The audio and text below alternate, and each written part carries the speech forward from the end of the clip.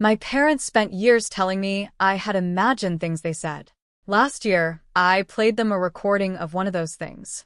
The silence that followed was the longest of my life. Then they blamed me for recording it. Posted to r/true off my chest. I want to start with what gaslighting actually feels like from inside it because I think the word gets used often enough that its specific texture has gone a little blurry. It does not feel like being lied to. Being lied to has a shape you can eventually find the edge of. You discover the truth. You see the gap, the lie becomes visible. Gaslighting is different because there is no edge to find. The other person is not saying a false thing happened. They're saying that your experience of what happened is false. They're saying your memory is unreliable, your perception is distorted, your feelings are disproportionate. They're saying that is not what occurred, and the fact that you believe it occurred tells us something about you. The effect, over time, is not that you believe their version. It is that you stop trusting your own. You carry both versions simultaneously, what you remember and what you were told you misremembered, and you cannot put full weight on either, and the inability to put full weight on your own experience becomes its own kind of erosion. You become a person who qualifies everything, who says I think, and maybe I'm wrong, and I might be remembering this differently before every account of your own life. I was that person for a long time. Then I started recording. My name is Simone. I am 31. My parents are Claudette and Bernard, and I want to describe them accurately rather than simply. They are not, by any external measure, obvious candidates for what I am about to describe.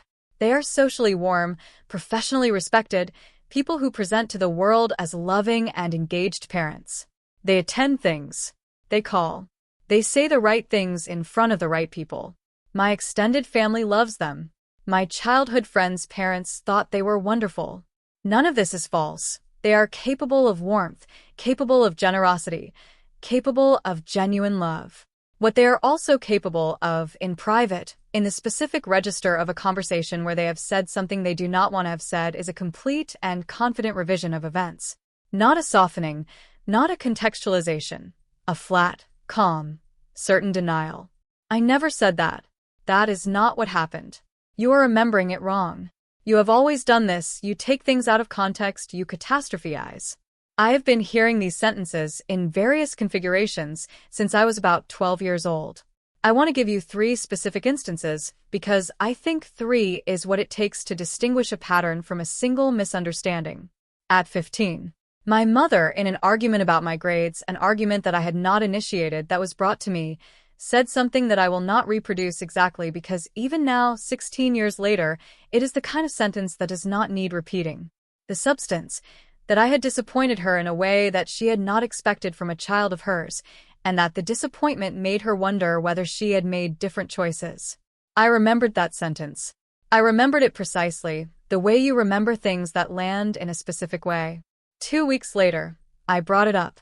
I said, "Mom, what you said about disappointment, about your choices." She said, "I never said anything like that." I said, "You did. 2 weeks ago." She said, "Simone, I would not say something like that." That is not the kind of mother I am. I was 15. My memory was newer than my confidence in it. I began, over the following days, to doubt. At 20, an argument about a decision I had made about my education, a detour from the expected path that my parents had strong opinions about. My father, at the end of a long conversation, said, "We've put everything into you, and I don't know if you're capable of understanding what that means." I left the conversation. I sat with that sentence. A month later, referencing the conversation in a different discussion, I said, "When you said you didn't know if I was capable of understanding." My father said, "I didn't say that." I said, "You did. Last month." He said, "You misheard me. Or you're taking something out of context. I said something about you're not understanding the financial sacrifice, which is different." I said, "It is not different." He said, "Simone, I think you have a habit of hearing the worst possible version of what people say." I was 20. I had heard this before. I filed it in the place where I was filing everything that I remembered and had been told I had not remembered correctly. At 25, My mother, in a conversation about a relationship I was in that she disapproved of, said, "I sometimes think you make choices like this specifically to hurt us." I wrote it down that night, in my phone with the date, while the conversation was still fresh, because by 25 I had developed the habit of writing things down. 6 months later, in a different conversation, I referenced it. My mother said, "I never said that." I showed her my phone. The note, dated. She said, "A note you wrote yourself is not proof of anything. You could have written anything." The recording happened at 29. I was not setting a trap. I want to be clear about that because the word trap implies a predatory intent, and that is not what the recording was. The recording was self-protection. It was the documentation of someone who had been told, across 17 years, that their memory was unreliable, who had finally decided that the only way to hold on to their own experience was to create a record that existed outside their own mind. I had been in therapy for 2 years at that point. My therapist, Dr. Fatima Owusu, had helped me understand the specific damage of sustained gaslighting, not as a dramatic clinical revelation, but as a slow, careful mapping of what the years of it had done to my relationship with my own perception. She had helped me understand that I was not, in fact, someone with a distorted memory. I was someone whose trust in their memory had been systematically undermined by people who found it convenient that I didn't trust myself. She had not suggested recording. I had arrived at it on my own, from the accumulated evidence of 17 years of notes that could be dismissed because I had written them and recordings I did not have because I had not thought to make them. I started recording on my phone. Not continuously, in specific situations when I could feel the shape of a conversation that might become one of those conversations. Small device, back pocket, voice memo running. Most of the recordings were uneventful. Normal conversations, warm in some cases, the ordinary texture of a family that was complicated but not always in open conflict. I kept them for 2 weeks and deleted them. The recording that mattered happened in November. My mother and I were discussing, over the phone, a professional decision I had made that she disagreed with. The conversation moved in the way of conversations that move in a particular direction, and at a certain point my mother said, clearly in the specific phrasing she used when she was done with patients, that she had sacrificed things she had wanted for herself because of me, and that I did not seem to understand or care about that. I heard it. The phone was recording it. The conversation ended without resolution. I waited 3 weeks before playing it. Not because I was unsure, I knew what was on the recording. I waited because I needed to decide what I wanted from playing it, which is a different question from whether I had the right to play it. I had been told, across 17 years, that I was remembering wrong, that I was taking things out of context, that I was hearing the worst version, that I catastrophized, that my notes were self-written and therefore meaningless. I had a recording that was not self-written, that had been made in real time, that captured exactly what had been said, and how it had been said, and in what tone. What I wanted from playing it was not a confrontation. Or not only that. I wanted to know if the record would change anything. If seeing that the thing had been said, undeniably, would produce the acknowledgement that 17 years of saying you said this had never produced. I played it at a Sunday dinner at my parents' house in December. After the meal, during the period of easy conversation that follows dinner in families. My mother had just finished saying something in the current conversation that touched the November subject. I said, "I want to play you something." I played the recording. The silence that followed was, as I said in the title, the longest of my life. Not actually the longest, it was probably 45 seconds. But 45 seconds of silence in a room that has just heard something it cannot unhear is a specific, weighted duration that does not match its clock length. My father looked at my mother. My mother was looking at the phone. Then she looked at me. She said, "You recorded me." I said, "Yes." She said, "Without my knowledge." I said, "Yes." She said, "How long have you been doing this?" I said, "A year." The conversation that followed was not the conversation I had hoped for. I want to be honest about that because hope had been present, a small, careful hope that the recording would do the thing that 17 years of you said this had not done, that it would produce. I hear it. I said it. I am sorry I denied it. Instead, my father said, I don't understand why you felt you needed to do something like this in your own family. My mother said, "This feels like a betrayal." I said, "I recorded a conversation because every time I referenced what was said in a conversation, I was told I had imagined it or misheard it or taken it out of context. I have been told that for 17 years. The recording exists because I needed evidence that my memory of things is accurate." My mother said, "Your memory is fine, Simone. I've never said your memory was bad." I said, "You have. Many times. Would you like me to describe specific instances?" My father said, "This is not what families do." I said, "What families don't do is tell their children for 17 years that they are misremembering things that were actually said." My mother said, "We have never done that." The recording was still on the table between us, physically, my phone, face up. We had all heard it. She had said what she had said. Clearly. Without ambiguity. She was sitting 3 feet from the evidence of the thing, denying the 17 years of the thing. I said, "I am not going to argue about this. I played you the recording because I wanted you to hear that what I remember is accurate. I have the recording. That is what was said. I am not asking you to agree about what it means. I am telling you that I have been told I misremember things, and I have demonstrated that I do not."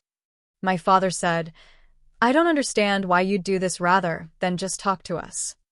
I said, "I have been talking to you for 17 years. I left shortly after. Not in anger, in the specific, clear-headed exhaustion of someone who has done the thing they needed to do and received exactly the response they had known was possible and had hoped against. I drove home, and I sat in my car in my parking space, and I held my phone with the recording on it, and I thought about the 45 seconds of silence and what it had contained. The silence had contained the thing I needed, even without the words I had hoped for. The silence had been the moment when the recording played, and the denial could not come immediately because the evidence was present, and the instinct to deny had to recalibrate. In the 45 seconds before you recorded me, there had been the truth, audible, undeniable, just for those seconds. I had heard it. My parents had heard it. The response after the silence was the response that protected them from having to hold what they had heard. I understood that. It did not make the protection less painful, but I understood the mechanism. Dr. Owusu said at my next session, "How do you feel about how it went?" I said, "Not how I hoped, how I expected." She said, "What did you get from it?" I said, "I know now that the denial isn't about my memory. My memory is accurate. The recording confirmed it. The denial continues anyway, which means it was never about accuracy." She said, "What was it about?" I said, "Control of the narrative. If I don't trust my memory, they control the story of what happened." The recording took that control away for 45 seconds. Then they found a different way to take it back. She said, "And what do you do with that?" I said, "I stop needing them to confirm it. I have the confirmation. It's on my phone. I don't need them to say, 'Yes, you heard correctly.' I heard correctly. I know that now in a way I couldn't unknow even if I wanted to." She said, "That's different from forgiveness or reconciliation." I said, "Yes, it's not those things. It's something smaller and more specific. It's just knowing. Finally knowing, with evidence, that I am not the problem they told me I was." She said, "How does that feel?" I said, "Quieter than I expected, but solid. Like standing on something real. My parents and I are still in contact. I want to be honest about that because the story of family and gaslighting does not always end in dramatic estrangement, and mine has not, and I think the ambiguity of continuing is worth naming. I see them. The warmth that is real is still real. The problem that is real is still real. Both exist, and I have found in the year since the recording that I am better able to hold both because I am no longer spending energy on the question of whether my perception is accurate. I know it is accurate. The recording is on my phone. I have not deleted it. I have also not recorded another conversation. That was not the point. It was never the point. The point was to answer the question, once, permanently for myself. The question is answered. What I carry now is not the doubt I used to carry. What I carry is the knowledge, and the knowledge is lighter than the doubt, and lighter than I expected anything to be after 17 years of being told I was carrying something that wasn't there. It was there. I had it. I was right. That is the whole of what I needed. Edit. My mother called me last month. She did not mention the recording.